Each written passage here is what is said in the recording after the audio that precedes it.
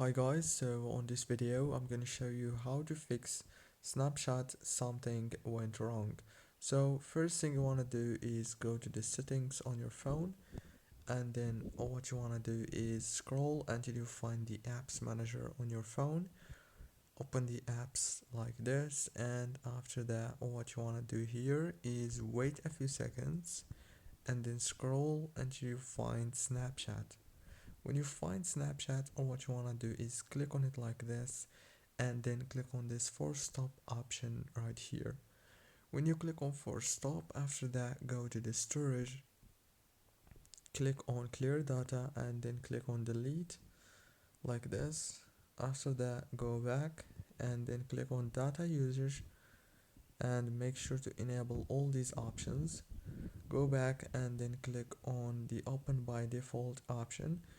Click on this here and then make sure it's on always allow.